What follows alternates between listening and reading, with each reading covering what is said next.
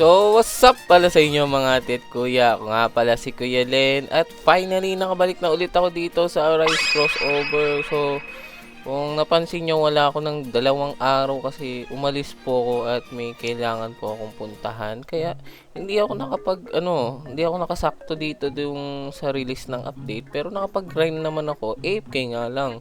Kung makikita nyo, may gems ako madami and madami akong coins.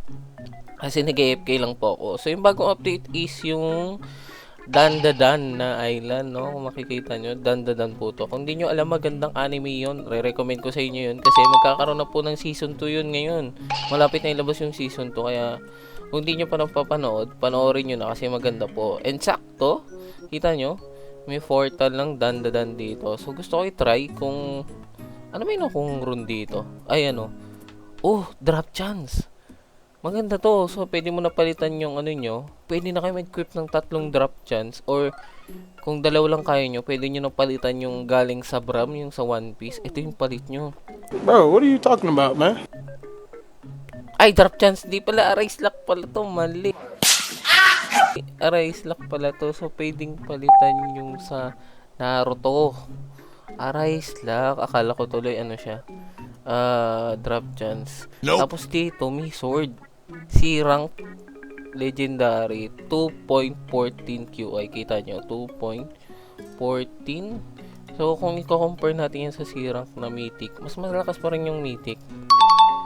So kung wala kay mythic, pwede nyo i-grind yung dito para mapa-SS nyo, para kay papano close pa rin sa mythic.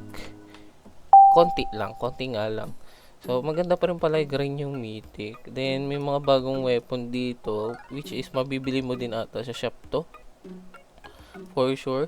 Yun, so magda-dungeon muna ako mga tit kuya. Tapos nun, titignan na natin isa-isa yung mga iba pang bagong update, okay? Alright, mga tit kuya, natapos ko na po yung dungeon kasi wala akong nakuhang tawag dito, relic. Di man lang ako sinerte. Anyway, tignan natin mga ate kuya kung ano ba yung mga bago sa update logs. Nakikita ko pa lang ngayon nakikita ko na. Actually, na-try ko na. May quest yun. Nadagdag na yung quest. Meron silang bago. Pero tignan natin yung logs. Kung ano pa yung mga bago. So, performance fixes. Okay. Nice lang, mas pinayos. Ganda. Okay. Jinwoo in Infernal Castle. So, lalabas na po si Jinwoo sa Infernal Castle. Hindi ko lang alam if gano'n siya kadalas lumabas. Pero sabi dito, if defeated after floor 30, he can drop as in rank. Jinwoo as drop, no, sa Infernal. So, ang ganda nun kasi mas madami ng shadow na nagda-drop sa Infernal. Tingnan na natin stats ng N-rank na Jinwoo. Tapos max level. 1.87 QI. So, ang taas ng stats niya, no? Kung i-compare natin siya dito sa Snow, almost magkadikit lang sila. Ay, hindi ba? Ang taas naman nitong Snow. Wala kasi akong Snow na N na nakuha. Hindi po ako sunerte. So, yung mga sunerte dyan, nakakuha ng Snow N during the winter raid na 2 beses kada 1 oras. Ang swerte nyo po. Uy, sana all! Yun. So, kung gusto nyong, makakuha ng Jinwoo N, dito, mas madali na. Magano na lang kayo, mag-infernal na lang po kayo. Then next, sabi dito is max guild size, okay? Nadagdagan yung guild weapon. So yun, may bagong upgrade po sa guild. Actually, na-upgrade ko to bago ako umalis. Bago mag-update. Ay, nung nag-update, may weapon boost.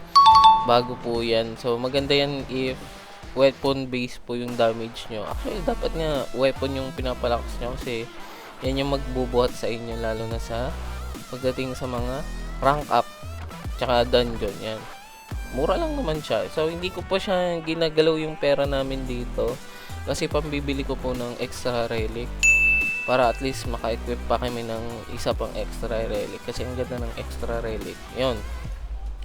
Next is guild icons. Yun, nakakita na natin. Ito nga yung new island, 7 weapons, new shadows, tapos 1 new relic, yung Dandadan.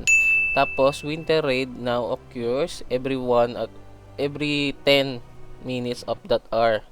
Okay? So, dati, nag-spawn siya 10 tsaka 40. Ngayon, sa 10 na lang po siya sa oras na yon. sa 10 minutes na yon. Kaya sabi ko sa inyo, i-grind nyo yun last time. I-grind nyo ng i-grind. Kasi nga, babaguhin nila. Yan nga, binago nila. Tapos ito, quest system, beta pa lang.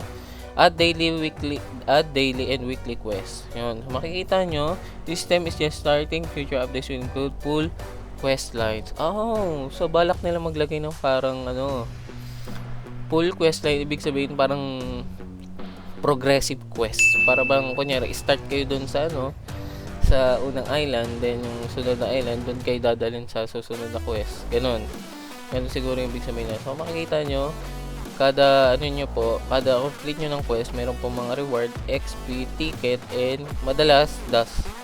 So yung pinakamaganda dito siguro yung XP, lalo na kung hindi kayo mahilig mag dungeon mga kuya, pwede kayo mag level up gamit lang yung XP dito actually. Ayun tingnan nyo to, 750 XP. Tapos di na madadagdag. Magle-level up nga ako wait lang, di pala. Pero ang laki ng tulong, diba? Tapos may ticket pa 20 ticket, parang nag-dungeon ng S-rank. Isa. Nag-level up nga to. 73, di ba? Gagawin nyo lang yun, tapos le-level up na kayo. Hindi na kayo mahihirapan mag-grind. To 900 XP. Ang dali na lang siya mga tit kuya. So maganda tong edition na to tong quest na nilagay nila. Sobrang maganda to para sa mga bagong players and yung mga hirap magpa-level. Kasi dati pag magpapa-level ka, dungeon lang, tapos pwede mo gamitan ng EXP boost kung gusto mo. Kaso alam nyo naman yung EXP boost, ang mahal-mahal. Kano yun 39 tickets, diba? Hindi naman lahat gusto gumastos yan, and hindi po lahat may panggastos. Kaya magandang edition yun. Good job, devs. Thank you. So last is yung double dungeon can trigger the statue fight. So ito hindi ko pa ito nakikita. Sabi ko sa inyo, kakalaro ko lang talaga as in ngayon lang. Kaya hindi ko mapapakita sa inyo. If defeated, you awaken plus 25 shadow level, plus 15% damage and aura. So yun, kailangan ko hanapin to. Hindi ko alam kung makikita ko to ngayon. Pero kailangan ko mag-dungeon mag-dungeon para makita tong na to. Double dungeon na to, tapos yung mali, itong double dungeon na to, tapos yung statue fight ma-trigger ko. So hindi ko alam, kailangan ko hanapin yung mga tit kuya. So bago yun, pakita ko sa inyo, may bagong codes. Ewan ko kung na-claim nyo na, pero ang tawag aliens ata. Aliens yan. Tapos bibigyan po kayo niya ng mga ticket, dust, and alam ko may drop potion. Wala sabi may drop potion.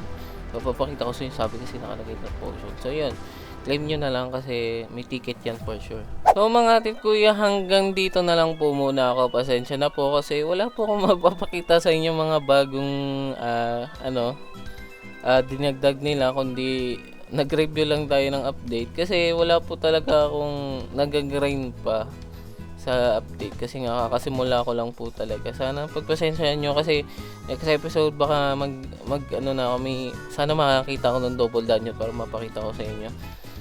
Yun, sana naging okay kayo this past few days mga tit kuya. Ingat kayo palagi and huwag niyo pong kakalimutan mag-like and subscribe and hit nyo na yung notification bell mga tit kuya.